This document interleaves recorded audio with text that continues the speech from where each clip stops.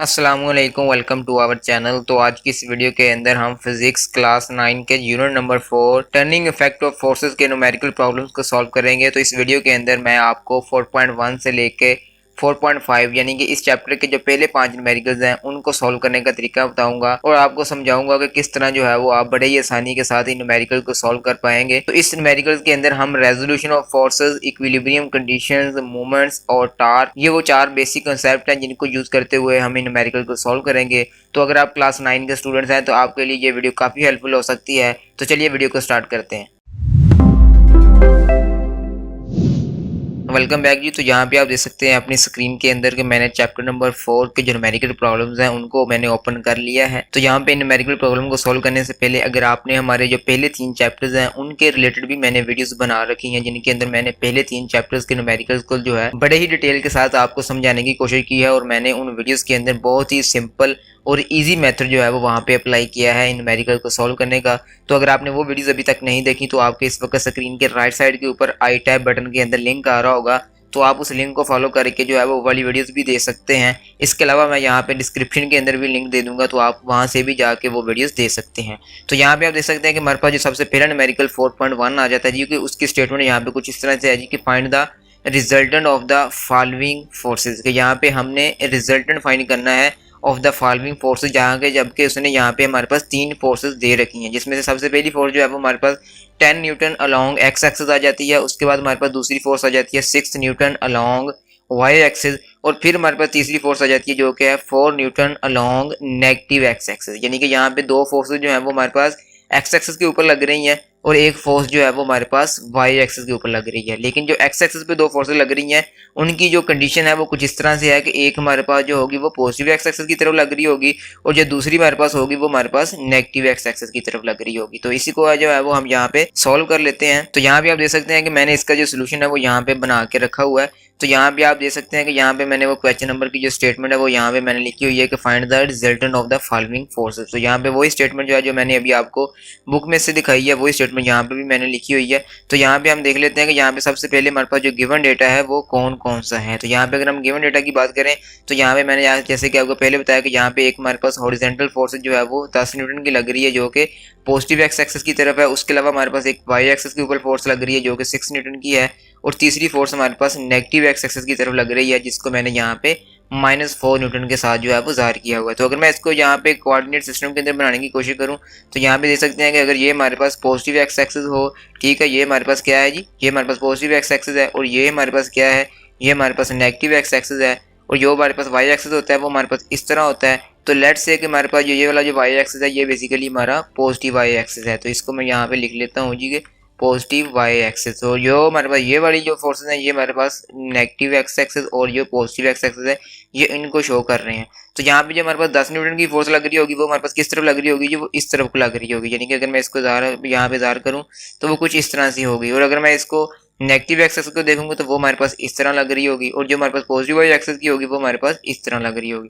यानी कि ये जो हमारे पास 3 फोर्सेस हैं ये हमारे पास कुछ इस तरह से जो है वो वहाँ पे अप्लाई हो रही हैं, और हमने इनका फाइंड क्या करना है जी कि हमने यहाँ पे रिजल्टेंट फोर्सेस निकालनी है। तो इनको सॉल्व करने के लिए जो यहाँ पे हमारे पास फार्मूले लगेंगे वो भी मैंने यहाँ पे लिखे हुए हैं। तो यहाँ पे हमने एक तो रिजल्टेंट फोर्स यानी कि एफ निकालनी है, और दूसरा हमने यहाँ पे उस फोर्स का जो एंगल बन रहा होगा बेसिकली जो इसकी इंक्लिनेशन होगी वो भी हमने फाइंड करनी है। तो यहाँ पे बेसिकली हमने 2 चीज़ें फाइंड करनी है, एक हमने उसकी फोर्स की मैग्नीट्यूड यानी कि जो रिजल्टेंट फोर्स लग रही है उसकी मैग्नीट्यूड क्या होगी, और दूसरा वहाँ पे जो उसका एंगल होगा वो क्या होगा। तो इन दोनों को फाइंड करने के लिए जो यहाँ पे हम फार्मूला यूज़ करेंगे वो f is equal to F X square plus F Y square का स्केयर रूट आ जाएगा, और theta is equal to tan inverse F Y over F X. तो ये वाले जो फार्मूलेज हैं इनको मैंने जो है वो एक फार्मूला शीट के अंदर भी वैसे लिखा हुआ है। मैं आपको वो वाली फार्मूला शीट जो है वो भी दिखा देता हूँ ताकि आपको वहाँ से पता चल सके। तो ये वाले पास फार्मूला शीट है जिसके अंदर मैंने तकरीबन सारे के सारे जो प्रॉब्लम्स हैं उनको सॉल्व करने के लिए जितने भी हमारे पास प्रॉब्लम को सॉल्व करने के लिए जितने भी फार्मूला यहाँ पे यूज़ होंगे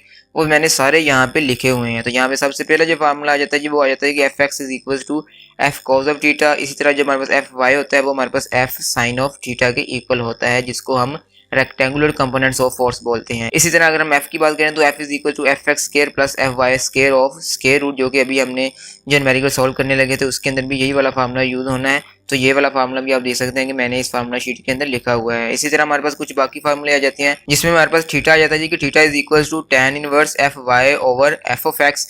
और इसी तरह अगर हम टार की बात करेंगे तो टार को हम टाओ के साथ जाहिर करते हैं। तो टार जब भी आपने फाइंड करना हुआ तो आपने ये वाला फार्मूला जो है वो वहाँ पे यूज कर लेना है जो कि हमारे पास एफ क्रॉस एल है। इस तरह अगर हम इसके बाद कंडीशन ऑफ इक्विलिब्रियम की बात करें तो यहाँ पे summation F X is equal to 0, summation F Y is equal to 0, और जो वेट निकालने का फार्मूला जो कि अभी हम पिछले 3 चैप्टर्स के अंदर भी इसको यूज करते आ रहे हैं वो बेसिकली एम जी के इक्वल होता है। तो इस तरह ये हमारे पास कुछ फार्मूलेज हो जाएंगे जिनको हम यूज करके जो है वो इस चैप्टर के जितने भी न्यूमेरिकल्स हैं उनको हम सॉल्व करेंगे। और इसके अलावा हमारे पास जो लास्ट में हमारे पास क्वेश्चन आ जाएगा वो हमारे पास कुछ इस तरह से आ जाएगी summation tau is equal to 0, जिसको हम सेकंड कंडीशन ऑफ इक्विलिब्रियम भी बोलते हैं। तो उसमें हमारे पास कुछ इस तरह से होता है कि क्लॉकवाइज टार्क जो होता है वो बेसिकली इक्वल होता है एंटी क्लॉकवाइज टार्क के इक्वल। तो ये वाली कंडीशन जो है इसको भी हम यूज करेंगे दो न्यूमेरिकल को सॉल्व करने के लिए कि आपने ये चीज याद रखनी है कि जो हमारे पास सेकंड कंडीशन ऑफ इक्विलिब्रियम है वो हमें ये बताती है कि जो क्लॉकवाइज टार्क होता है उसको अगर हम सम करते हैं वो बेसिकली इक्वल होता है एंटी क्लॉकवाइज टार्क के सम के। तो इन दोनों को हम इक्वेट करके वहाँ से जो है वो कुछ भी निकाल सकते हैं, जो भी अगर हमने कोई फोर्स निकालनी हुई या हमने कोई डिस्टेंस निकालना हुआ तो वो भी हम यहाँ पे देखेंगे कि उसको हम किस तरह निकालेंगे। लेकिन अभी हम फिलहाल इसके पहले क्वेश्चन की तरफ चले जाते हैं। तो यहाँ पे आप देख सकते हैं कि यहाँ पे जो दो फार्मूले यहाँ पे यूज होंगे वो मैंने आपको फार्मूला शीट के अंदर भी चेक करवा दिए हैं। तो यहाँ पे हमारे पास F is equal to F x square plus F y square of square root आ जाएगा। तो यहाँ पे आप देख सकते हैं कि हमारे पास एफ एक्स जो है उसका मतलब क्या है कि यहाँ पे जितनी भी एक्स एक्सिस की फोर्सेस लग रही हैं उनको आपने सम कर लेना है। तो यहाँ पे हमारे पास दो एक्स एक्सिस की फोर्सेस हैं जिसमें से हमारे पास एक पॉजिटिव एक्स एक्सिस के ऊपर लग रही है और दूसरी हमारे पास नेगेटिव एक्स एक्सिस के ऊपर लग रही है। तो इसलिए मैंने यहाँ पे जो एफ एक्स है उसको मैंने लिख लिया जी F positive x plus F negative x का होल स्क्वायर, और एफ वाई हमारे पास क्योंकि यहाँ पे सिर्फ एक ही फोर्स लग रही है तो इसलिए वो यहाँ पे सिंपल अकेली एफ वाई का होल स्क्वायर आ जाएगा। तो इसके बाद हम देख लेते हैं जी कि यहाँ पे इनकी जब हम वैल्यू प्लग इन करेंगे तो हमारे पास क्या आंसर आएगा। तो यहाँ पे आप देख सकते हैं कि एफ एक्स पॉजिटिव जो था वो हमारे पास 10 न्यूटन था तो वो मैंने 10 लिख दिया है, और एफ नेगेटिव जो एक्स एक्सिस था वो हमारे पास -4 न्यूटन था तो उसकी जगह पे मैंने उसकी वैल्यू -4 लगा दी है, और एफ वाई जो कि हमारे पास 6 दिया गया था तो उसकी जगह पे मैंने उसकी वैल्यू लगा दी है। तो 10 जब उसमें से जब -4 माइनस करेंगे तो 10 - 4 जो है वो हमारे पास 6 आ जाएगा, यानी कि 6 का स्क्वायर आ जाएगा। और ये वाला जो 6 है ये हमारे पास एज इट इज वैसे का वैसे आ जाएगा। तो यहाँ पे 6 का स्क्वायर हमारे पास 36 आ जाएगा, और इस वाले 6 का स्क्वायर भी हमारे पास 36 आ जाएगा। तो 36 में जब हम 36 को ऐड करेंगे तो वो बेसिकली हमारे पास टोटल 72 बन जाएगा, और ये जो स्क्वायर रूट है ये वैसे का वैसे आ जाएगा। तो जब हम 72 का स्क्वायर रूट लेंगे तो वो बेसिकली हमारे पास आ जाएगा 8.48। तो इस तरह आप देख सकते हैं कि यहाँ पे जो इसकी फोर्स निकालने की जो वैल्यू होगी वो बेसिकली हमारे पास 8.5 न्यूटन आ जाएगी। तो इस तरह यहाँ पे आप देख सकते हैं कि जो हमारे पास रिजल्टेंट फोर्स होगी इन तीन फोर्सेस की वजह से वो हमारे पास 8.5 न्यूटन आ जाएगी। उसके बाद हम इसका जो एंगल है उसकी जो इंक्लिनेशन है वो भी निकाल लेते हैं। तो उसको निकालने के लिए यहाँ पे मैंने उसका फार्मूला जो है वो यहाँ पे लिख लिया है, जैसे कि मैंने आपको पहले भी बताया कि इसको हल करने के लिए हम theta is equal to tan inverse F Y over F X वाला जो फार्मूला है उसको यूज करेंगे। तो यहाँ पे हम इसकी एफ वाई की वैल्यू लगा देंगे जो कि हमारे पास 6 न्यूटन दी गई थी, और एफ एक्स की जगह पे हम एफ एक्स की वैल्यू लगा देंगे जिसमें से एक हमारे पास 10 थी और दूसरी हमारे पास -4 थी। तो 10 में से जब -4 करेंगे तो बेसिकली यहाँ पे 6 आ जाएगा, और ऊपर भी हमारे पास 6 आ रहा है तो 6 को जब हम 6 के ऊपर डिवाइड करेंगे तो बेसिकली वो हमारे पास 1 आ जाएगा। तो इस तरह यहाँ पे आप देख सकते हैं कि theta is equal to tan inverse 1 आ जाएगा। तो tan इनवर्स बेसिकली अगर आप कैलकुलेटर के ऊपर भी लेंगे तो वो बेसिकली हमारे पास 45 डिग्री के इक्वल होता है, और इसकी जो हमारे पास डायरेक्शन होगी वो बेसिकली हमारे पास विद एक्स एक्सिस होगी। यानी कि आपने याद रखना है कि कोई भी जो हमारे पास फोर्स लग रही होगी, लेट्स से ये हमारे पास फोर्स लग रही है जो कि अभी हमने निकाली है, तो इस फोर्स का जो एंगल होगा वो बेसिकली इस पॉजिटिव एक्स एक्सिस से होगा। ठीक है, ये चीज़ आपने याद रखनी है कि ये वाला जो एंगल है ये हमारे पास जो पॉजिटिव एक्स एक्सिस है वहां से हमने लेना है हमेशा। तो इस तरह आप देख सकते हैं कि कितनी आसानी के साथ जो है वो हमने यहाँ पे ये जो हमारे पास रिजल्टेंट फोर्स थी वो भी निकाल ली है, और उस रिजल्टेंट फोर्स का जो एंगल बन रहा है हमारे पास एक्स एक्सिस के साथ वो भी हमने निकाल लिया है। तो इस तरह यहाँ पे जो पहला न्यूमेरिकल है उसके जो दोनों आंसर है वो यहाँ पे मुकम्मल हो जाते हैं। उसके बाद हमारे पास क्वेश्चन नंबर 2 को देख लेते हैं कि क्वेश्चन नंबर 2 क्या है जी। उसके अंदर आप देख सकते हैं कि हमारे पास जो उसकी स्टेटमेंट है वो मैंने यहाँ पे लिखी हुई है कि 4.2 हमारे पास क्वेश्चन आ जाता है जी कि find the perpendicular components of force के एक फोर्स के आपने परपेंडिकुलर कंपोनेंट्स फाइंड करने हैं जिसकी फोर्स की वैल्यू है वो हमारे पास 50 न्यूटन है, making an angle of 30 with x axis. कि आपके पास एक फोर्स दे दी गई है उस फोर्स का जो पॉजिटिव एक्स एक्सिस के साथ एंगल बन रहा है वो हमारे पास 30 डिग्री है, और जबकि उस फोर्स की जो मैग्नीट्यूड है वो हमारे पास 50 न्यूटन है। तो आपने उसके जो परपेंडिकुलर कंपोनेंट्स हैं वो फाइंड करने हैं। तो परपेंडिकुलर कंपोनेंट्स कौन से होते हैं, सबसे पहले तो हमें ये पता होना चाहिए। तो आपने याद रखना है कि जो हमारे पास एफ एक्स और जो हमारे पास एफ वाई, यानी कि ये जो हमारे पास दो कंपोनेंट्स होते हैं ये बेसिकली हमारे पास परपेंडिकुलर कंपोनेंट्स कहलाते हैं। तो अगर हम यहाँ पे क्वेश्चन में दिए गए सिनेरियो को यहाँ पे ड्रा करना चाहें तो यहाँ पे हम इसको देखेंगे कि लेट्स से कि ये हमारे पास क्या है, ये हमारे पास पॉजिटिव एक्स एक्सिस है, यानी कि इस पॉजिटिव एक्स एक्सिस के साथ जो है वो हमारी फोर्स का एंगल बन रहा है। तो वो एंगल हमारे पास कितना बन रहा है जी, लेट्स से ये हमारे पास फोर्स है। तो ये हमारे पास फोर्स होगी जी, जिसकी जो यहाँ पे उसने वैल्यू दी हुई है वो हमारे पास कितनी है जी, वो हमारे पास 50 न्यूटन दी गई है। तो ये फोर्स जो है वो हमारे पास पॉजिटिव एक्स एक्सिस के साथ कितना एंगल बना रही है जी, वो हमारे पास उसने बता रखा है जी, वो 30 डिग्री बना रही है। तो वो कहता है कि अगर ये वाली कंडीशन आपके पास दे दी जाए तो आपने यहाँ पे उसका जो एफ एक्स कंपोनेंट और जो इसका वाई कंपोनेंट है इन दोनों को निकालना है, जिसको हम परपेंडिकुलर कंपोनेंट्स भी बोलते हैं। तो यहाँ पे हम सबसे पहले इसका जो गिवन डेटा है वो लिख लेते हैं। तो यहाँ पे हमारे पास फोर्स दे दी गई है जो कि हमारे पास 50 न्यूटन है, और दूसरा यहाँ पे इसका जो एंगल है थीटा वो हमारे पास दे दिया गया है जो कि हमारे पास 30 डिग्री है।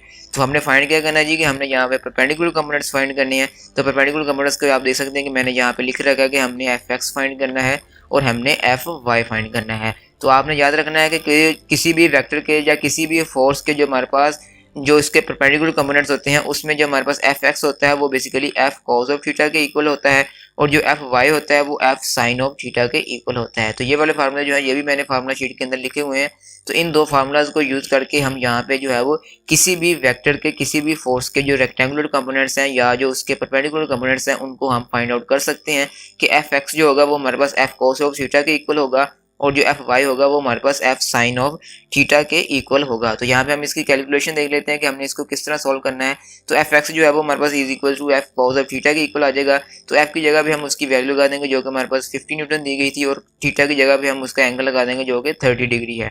तो 50 मल्टीप्लाई बाय कॉस 30 डिग्री आ जाएगा। तो जब आप कॉस 30 डिग्री इसको कैलकुलेटर के ऊपर वैल्यू लेंगे तो वो बेसिकली 0.8660 आ जाएगी। तो फिर आपने क्या करना है कि सिंपल आपने इसको जो है वो 50 के साथ मल्टीप्लाई कर देना है। तो इस तरह आपके पास जो यहाँ पे इसकी जो रेक्टेंगुलर कंपोनेंट्स का जो हॉरिजॉन्टल कंपोनेंट है जिसको हम एफ एक्स बोलते हैं वो हमारे पास 43.3 न्यूटन आ जाएगा। तो यहाँ पे आप देख सकते हैं कि कितनी आसानी के साथ हमने सिंपल इस फार्मूले को यूज़ करके उसका जो एफ एक्स कंपोनेंट है यानी कि उसका जो हॉरिजॉन्टल कंपोनेंट ऑफ फोर्स है उसको हमने फाइंड आउट कर लिया है जो कि हमारे पास 43.3 न्यूटन बनता है। इसी तरह अब हम इसकी जो है एफ वाई कंपोनेंट को निकाल लेते हैं। तो एफ वाई जो है वो हमारे पास एफ साइन ऑफ थीटा के इक्वल आ जाएगा। तो यहाँ पे भी हम एफ की जगह पे उसकी वैल्यू लगा देंगे जो कि 50 न्यूटन है, और थीटा की जगह पे हम 30 डिग्री लगा देंगे जो कि हमारे पास एंगल दिया गया है। तो साइन 30 जो है वो हमारे पास 0.5 डिग्री के इक्वल होता है। तो 0.5 को जब आप 50 के साथ मल्टीप्लाई करेंगे तो बेसिकली आपके पास एफ वाई आ जाएगा जो कि हमारे पास 25 न्यूटन बनता है। तो इस तरह जो इसका वर्टिकल कंपोनेंट होगा हमारे पास फोर्स का वो हमारे पास 25 न्यूटन होगा। तो इस तरह आप देख सकते हैं कि कितनी आसानी के साथ जो है वो हम इस वाले न्यूमेरिकल का जो हॉरिजॉन्टल कंपोनेंट्स और जो इसका वर्टिकल कंपोनेंट है जिनको हम कंबाइनली जो है वो परपेंडिकुलर कंपोनेंट्स बोलते हैं। तो परपेंडिकुलर कंपोनेंट जो है वो कितने आसान होते हैं किसी भी फोर्स के निकालने के। सिंपल आपने दो फार्मूलाज को यूज़ करना है और उन फार्मूलाज की मदद से आपने एफ एक्स और एफ वाई जो है वो फाइंड आउट कर लेना है।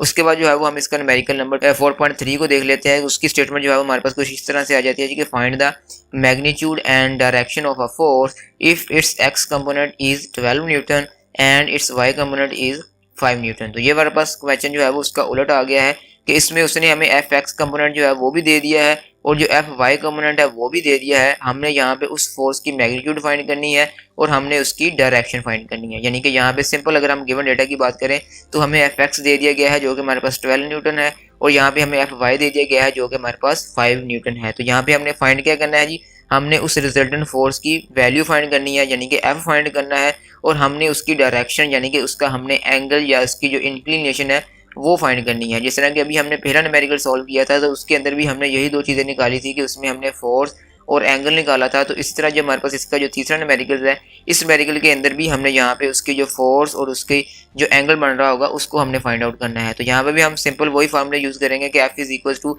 एफ एक्स का square plus F Y square of square root, और जो हमारे पास एंगल निकलेगा वो हमारे पास tan inverse F Y over F x के फार्मूले के साथ निकल आएगा। तो यहाँ पे हम इन दो फार्मूलाज को यूज़ करके जो है वो यहाँ पे हम फोर्स की मैग्नीट्यूड और उसकी जो डायरेक्शन है वो फाइंड आउट कर लेते हैं। तो यहाँ पे आपने सिंपल जो है वो F is equal to F x का स्केयर प्लस एफ वाई का स्केयर वाला फार्मूला जो है वो अप्लाई कर देना है। तो यहाँ पे एफ एक्स हमारे पास 12 न्यूटन दिया गया था, तो उसकी जगह पे हम उसकी वैल्यू लगा देंगे, और एफ वाई हमारे पास 5 न्यूटन दिया गया था, तो एफ वाई की जगह पे हम 5 न्यूटन लिख देंगे। तो 12 का स्केयर हमारे पास जब लेंगे तो वो हमारे पास 144 आ जाएगा, और 5 का स्केयर हमारे पास 25 आ जाएगा। तो 144 में जब हम 25 को ऐड करेंगे तो वो बेसिकली 169 बन जाएगा। तो 169 का जो स्क्वायर रूट जब हम लेंगे तो वो बेसिकली 13 आ जाता है। तो इस तरह हमारे पास उस फोर्स की जो हमारे पास मैग्नीट्यूड होती है वो टोटल हमारे पास 13 न्यूटन आ जाती है, क्योंकि हमारे पास फोर्स का जो यूनिट होता है वो न्यूटन होता है। तो इसलिए जब भी आपने किसी भी न्यूमेरिकल की कोई भी वैल्यू निकालनी होती है तो साथ में आपने उसका जो यूनिट होता है वो लाजमी लिखना है। तो इस तरह यहाँ पे जो हमारे पास फोर्स की जो मैग्नीट्यूड की जो वैल्यू बनती है वो बेसिकली हमारे पास 13 न्यूटन बनती है। तो इसी तरह अगर हम इसके एंगल निकालने की बात करें तो वो एंगल हमारे पास बेसिकली आ जाएगा theta is equal to tan inverse F Y over F X. तो यहाँ पे हम एफ वाई की वैल्यू लगाएंगे तो वो हमारे पास 5 आ जाएगी, और एफ एक्स की वैल्यू लगाएंगे तो वो हमारे पास 12 आ जाएगी। तो 5 को जब आप 12 के ऊपर डिवाइड करेंगे तो आपके पास उसका आंसर आ जाएगा 0.4167।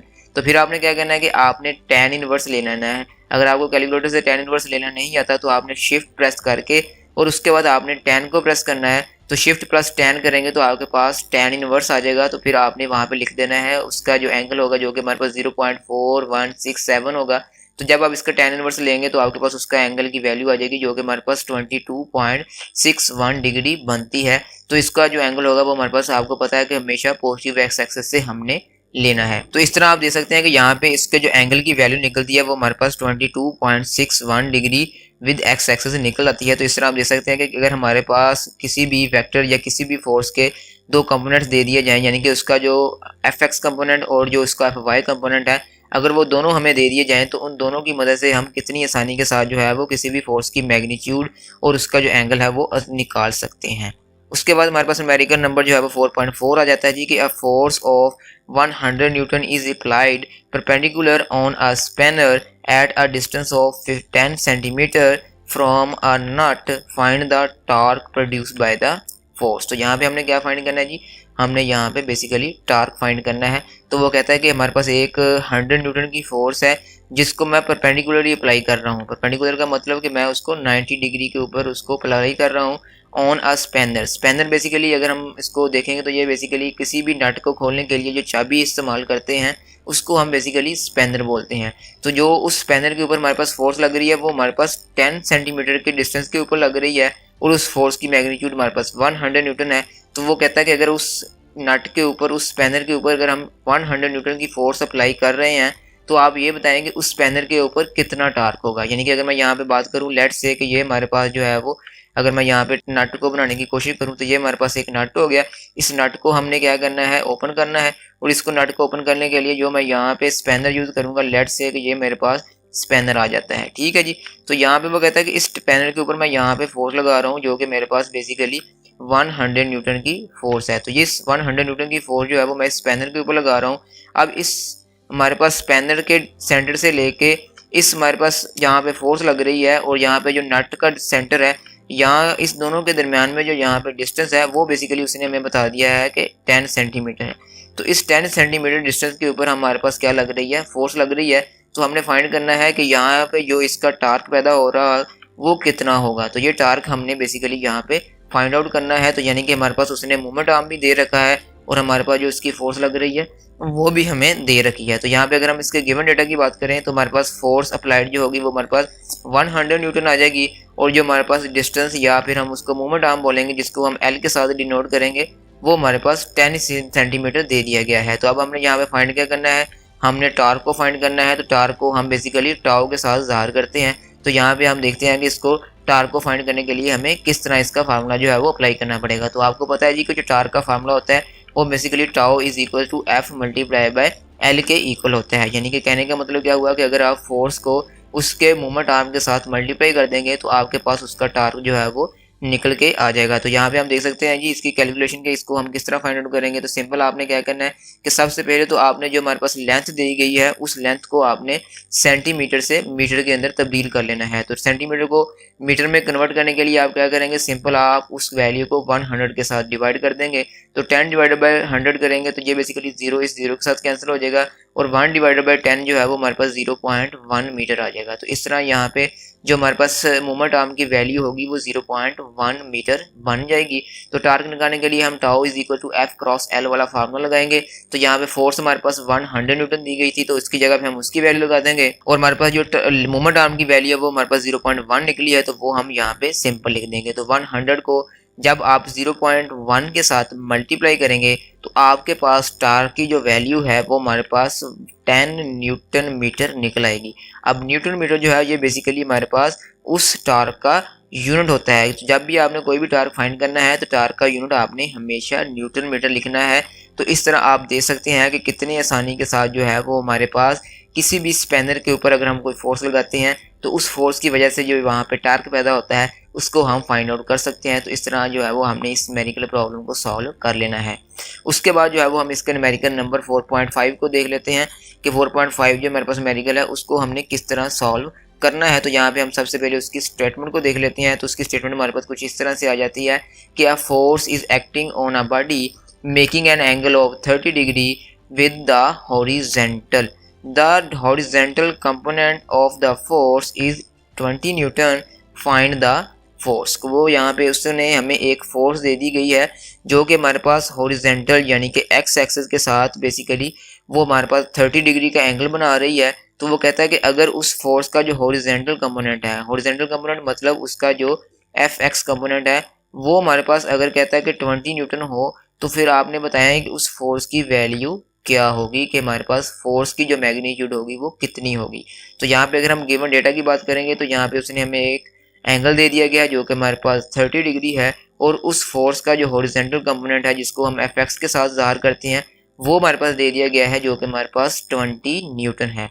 तो यहाँ पे हमने फाइंड क्या करना है, हमने यहाँ पे उसकी जो अप्लाइड फोर्स होगी उसको हमने निकालना है कि वो फोर्स की जो वैल्यू होगी वो कितनी होगी। तो यहाँ पे आपने फार्मूला याद रखना है कि एफ एक्स जो है वो बेसिकली किसके इक्वल होता है, वो एफ कॉज ऑफ थीटा के इक्वल होता है जो कि अभी हमने 4.2 न्यूमेरिकल को सॉल्व करते हुए भी इसको यूज़ किया है। तो इस फार्मूले को यूज़ करके जो है वो हम इस न्यूमेरिकल को जो है वो आसानी के साथ यहाँ से फोर्स की वैल्यू निकाल लेंगे। तो यहाँ पे आप देख सकते हैं कि मैंने F X is equal to F cos of theta जो है वो लिख लिया है।